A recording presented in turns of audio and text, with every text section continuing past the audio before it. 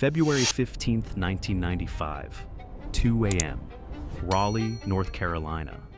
FBI agents surround a modest apartment complex in the darkness. Red and blue lights stay off, no sirens. They've waited years for this moment and won't risk spooking their target now. Inside apartment 202, a man sleeps surrounded by laptops, cellular scanners, and enough cloned phone codes to make him untraceable.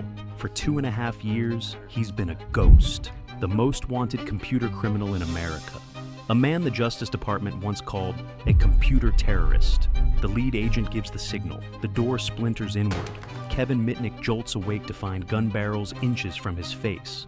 But instead of panic, a strange calm washes over him. He looks past the agents and spots a familiar face standing in the doorway. A Japanese-American man with glasses, the one person who managed to track him across the digital wilderness. Mitnick smiles. "Hello, Tsutomu. Congratulations. The world's most wanted hacker has just complimented the man who destroyed him. How did a kid from Los Angeles become America's most feared cyber criminal? Why did the FBI spend millions hunting a man who never stole $1? And how did a single Christmas Day attack seal his fate?" Van Nuys, Los Angeles. A 12-year-old boy sits on a city bus, watching the driver punch transfer tickets. Most kids would zone out. Kevin Mitnick is memorizing the pattern. He notices that each punch position corresponds to a specific route, time, and date.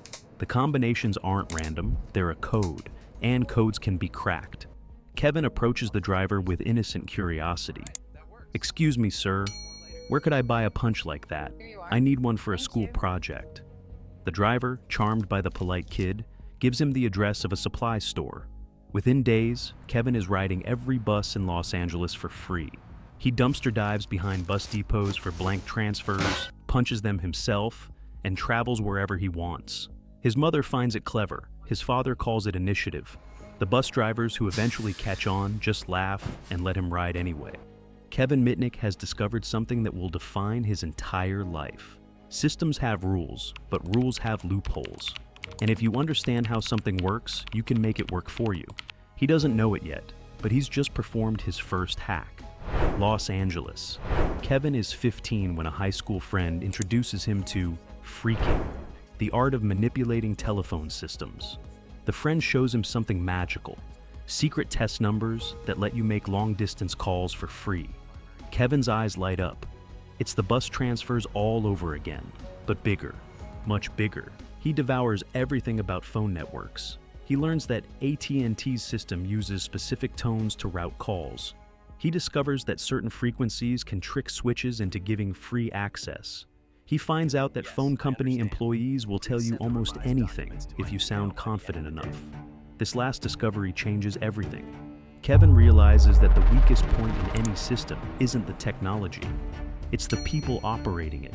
A 16-year-old with the right voice can call Pacific Bell, pretend to be a supervisor, and extract passwords that would take months to crack through technical means. He calls it social engineering, the art of hacking humans. His first major target, the ARC, Digital Equipment Corporation's internal computer system. A friend dares him to break in. Kevin doesn't touch a keyboard. Instead, he picks up a phone. "Hi, this is Anton Chernoff from development," Kevin says, adopting a bored, authoritative tone. "I'm locked out of my account. Can you reset my password?" The system administrator on the other end has no idea what Anton Chernoff sounds like. The name is familiar enough. He resets the password. Kevin is inside DEC's most sensitive system within minutes, not through brilliant code, through a 30-second phone call. But how long before the hunter becomes the hunted? And what happens when Kevin targets someone who fights back? Los Angeles Federal Courthouse. Kevin Mitnick, now 25, stands before a judge. The charges: stealing software worth $1 million from Digital Equipment Corporation. The prosecutor paints him as a dangerous criminal mastermind. The defense argues he's just a curious kid who went too far. The truth lies somewhere in between. Kevin has spent the last decade escalating. He's infiltrated phone companies, technology firms, and university networks. He's listened to FBI agents' phone calls while they investigated him.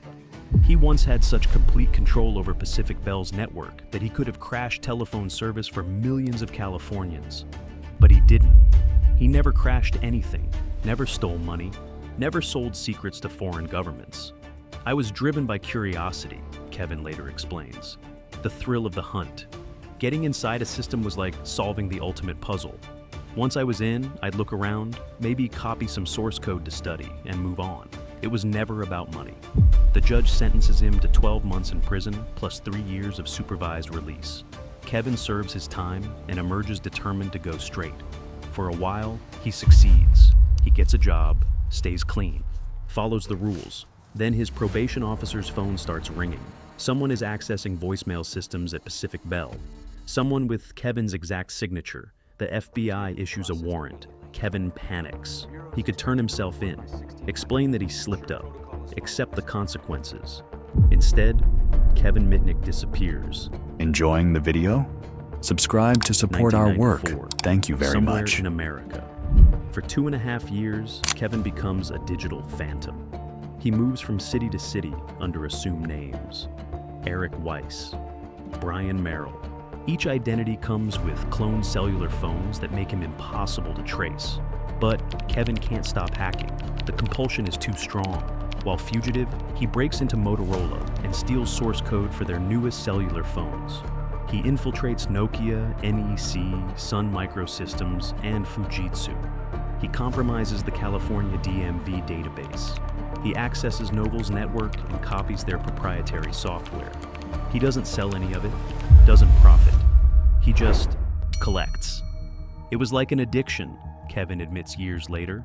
I knew I should stop, but every time I saw a new system, I had to know what was inside, had to prove I could get in. The FBI assigns their best agents to the case. They trace calls, interview associates, follow every lead. Nothing works. Kevin monitors their investigation in real time by hacking their voicemail. He leaves taunting messages, changes their outgoing greetings, laughs at their frustration from whatever anonymous apartment he's currently calling home.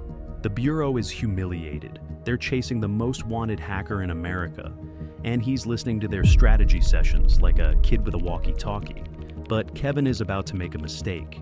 He's about to attack someone who doesn't play by normal rules. December 25th, 1994, 2:09 p.m.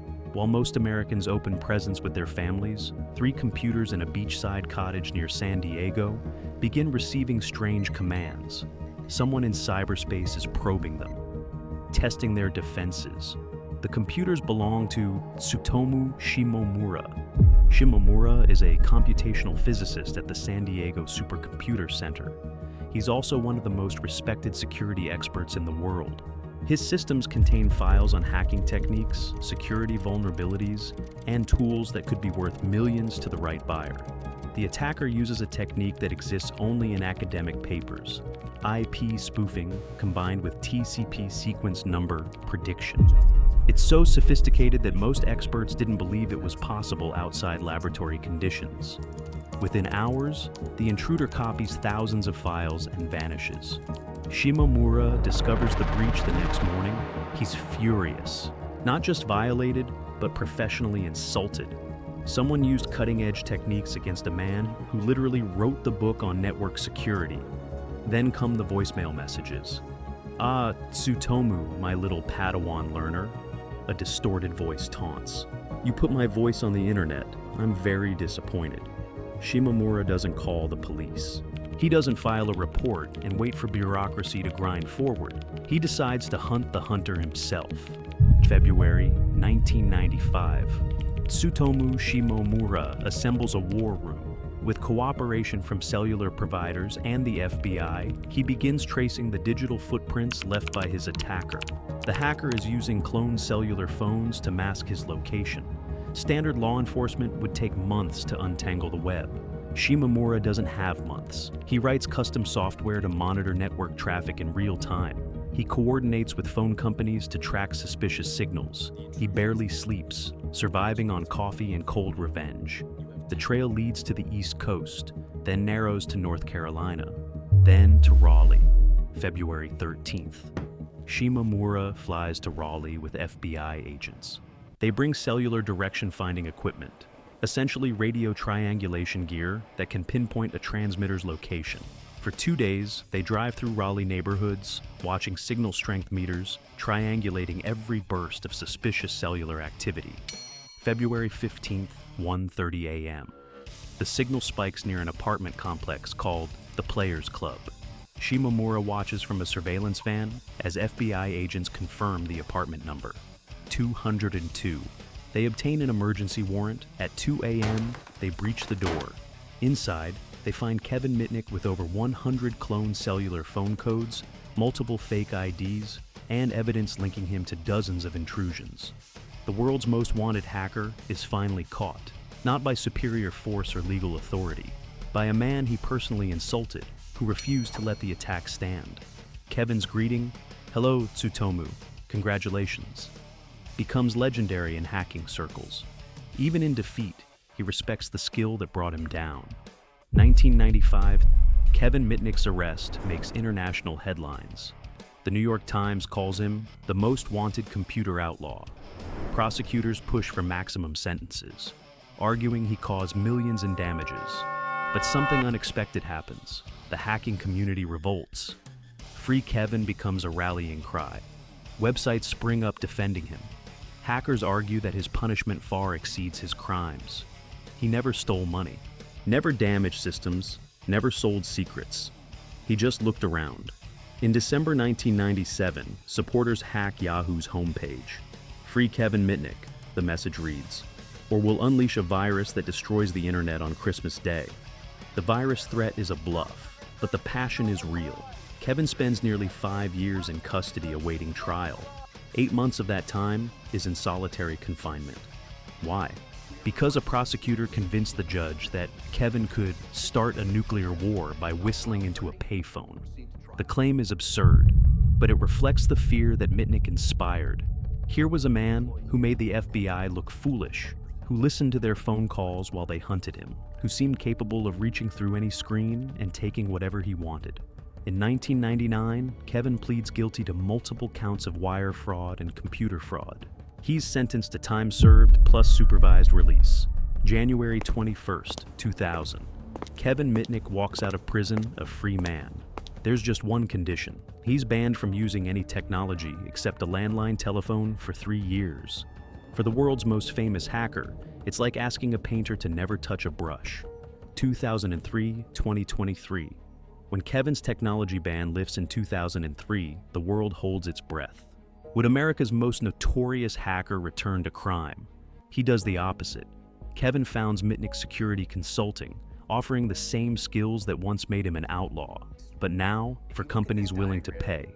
He becomes a penetration tester, a white hat hacker hired to find vulnerabilities before criminals do. His clients include Fortune 500 companies and government agencies. His success rate, 100%. In over 16 years, he never fails to breach a target. "If I can't get in through the network, I'll get in through the people," Kevin explains at a conference. The techniques haven't changed. Social engineering works because humans want to be helpful. That's not a bug, it's human nature. He writes 4 books that become bestsellers. The Art of Deception teaches organizations how to defend against the manipulation tactics he once weaponized. Ghost in the Wires tells his own story with remarkable candor. He becomes a sought-after speaker, traveling the world demonstrating live hacks. His business card becomes legendary, an embossed piece of metal that doubles as a lock-picking kit. The man who once made the FBI look foolish now trains them. The ghost who haunted corporate networks now protects them. July 16th, 2023. Las Vegas. Kevin Mitnick dies peacefully after a 14-month battle with pancreatic cancer. He's 59 years old. His wife Kimberly is pregnant with their first child. The hacking community mourns. Tributes pour in from around the world. Security professionals who once hunted him now praise his contributions. Former FBI agents admit grudging respect. "Kevin was a dear friend to many of us," says Stu Showerman, his business partner at No B4. The word that most of us who knew him would use, magnificent. Even in death, Kevin defies expectations. The computer terrorist of 1995 leaves behind a legacy of education and protection. The man who exposed vulnerabilities spent his final decades helping others close them. His family's obituary includes a telling detail. Kevin was grateful for the legions of fans who in the mid to late 1990s fueled the global Free Kevin movement.